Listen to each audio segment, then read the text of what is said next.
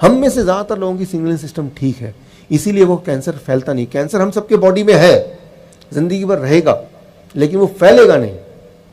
लेकिन कुछ केसेस में, हम में से कुछ लोगों में वो सिग्नलिंग सिस्टम फेल हो गया। तो फिर ऑर्गन ने पूछा सिग्नल करके कि ये जो ट्यूमर का सेल है, ये सेल जो नया आया है इसको ले लूँ, लेकिन सिग्नलिंग सिस्टम फेल हो गया और वो जाके वहाँ पे बस गया। तो ट्यूमर बॉडी के हर सेल में फैलने लगी, इसे हम बोलते हैं कैंसर। सो कैंसर का मतलब क्या है? सिग्नलिंग सिस्टम फेल अगर हो जाए बॉडी की आपस की जो कम्युनिकेशन है, अगर वो बंद हो जाएगा या वो ठीक से नहीं होगा, उसे बोलते हैं कैंसर। यानी कि तब कैंसर फैल गया, कंट्रोल में नहीं है, राइट।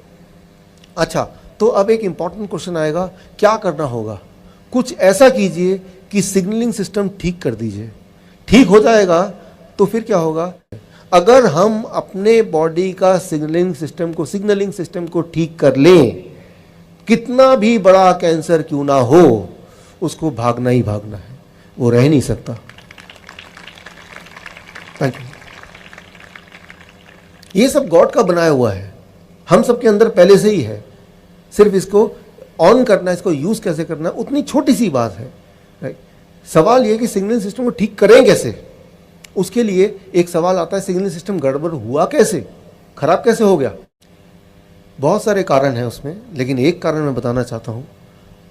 मैंने देखा अपने पेशेंट्स में, दुनिया भर में, या मेडिकल जर्नल के रिपोर्ट ये कहते हैं, ऐसे लोग जो अक्सर बात बात पे कोई ना कोई दवाइयाँ लेते रहते हैं, बुखार की दवाई, जुकाम की दवाई, सिर दर्द की दवाई, पेट खराब है तो दवाई। जब आप केमिकल्स लेंगे, दवाई लेंगे, आपकी बॉडी की सिग्नलिंग सिस्टम उतनी ही कमज़ोर होती जाएगी, राइट। सो जैसे प्रेगनेंसी पिल्स जो लेते हैं, उनकी सिग्नलिंग सिस्टम कमज़ोर हो जाएगी, और एक टाइम ऐसा भी आ सकता है जब सिग्नलिंग सिस्टम ठीक से काम नहीं कर रहा है। तो ये तो हुआ कारण कि अगर आपके बॉडी में किसी भी तरह से केमिकल जाता है तो सिग्नलिंग सिस्टम खराब होगा ही होगा। उसके लिए एक छोटी सी बात मैं आपको बताता हूँ। जब आप किसी भी तरह का डायग्नोसिस कराते हैं, जिसमें रेस, एक्सरे है, सीटी स्कैन है, एमआरआई है, ये सारी चीज़ें एक काम करती है, आपके बॉडी का सिग्नलिंग सिस्टम को खराब कर देती है। ये हर एक को पता है, कोई भी मेडिकल की फील्ड में कोई भी होगा ना, उससे पूछेंगे तो बोलेगा हाँ ये तो बड़े नॉर्मल बात है। अगर आप 2 बार से ज़्यादा एमआरआई कराएंगे, एक्सरे कराएंगे, सीटी स्कैन कराएंगे, तो वो आपके बॉडी का सिग्नलिंग सिस्टम खराब कर देगा। इसीलिए हमेशा मैं अपने पेशेंट्स को बोलता हूँ, आप डायग्नोसिस के चक्कर में मत पड़िए। आप डायग्नोसिस करने जाएंगे, सिग्नलिंग सिस्टम खराब हो जाएगा तो एक और बीमारी घर लेके आएंगे, और ये अक्सर देखा गया है। इसीलिए वो होता है एनुअल चेकअप कराना है। यूं ही साल में एक बार तो सारा चेकअप होना ही चाहिए।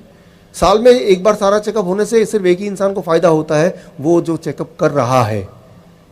पेशेंट को कोई फ़ायदा नहीं होने वाला, राइट। तो पेशेंट, आप देखिए यहाँ पे रिपोर्ट ये कहती है 22% मोर कैंसर इन द पेशेंट जो मेमोग्राम स्क्रीनिंग कराते हैं। तो किसी भी तरह का कैंसर की स्क्रीनिंग कराने की ज़रूरत नहीं है।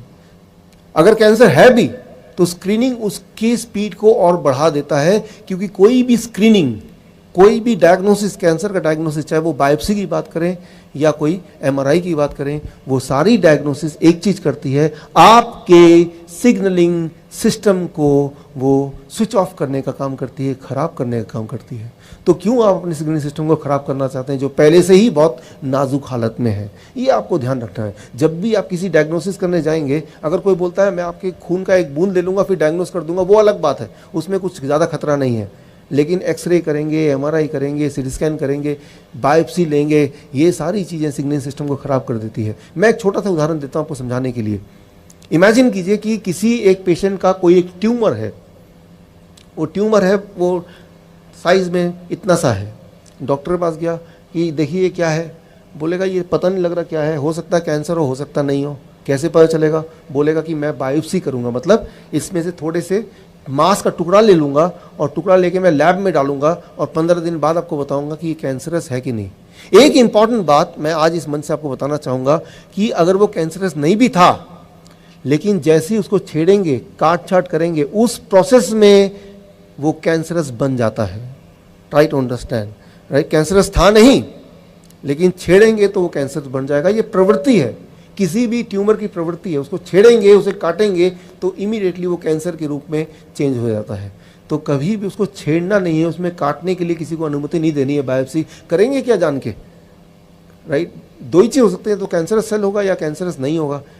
अगर तो है तो उसका सोल्यूशन क्या है, मैं आपको देने ही वाला हूँ। और अगर तो नहीं है तो क्यों आप पंगा ले रहे हैं, क्यों आप उसको छेड़ने की कोशिश कर रहे हैं? तो मैं यही बोलता हूँ हमेशा पेशेंट को कि आपको डायग्नोसिस कराने की जल्दी नहीं करनी, डायग्नोसिस पे ध्यान नहीं देना, सोल्यूशन पे ध्यान दीजिए, क्या करें कि उसको हम सॉल्व करें।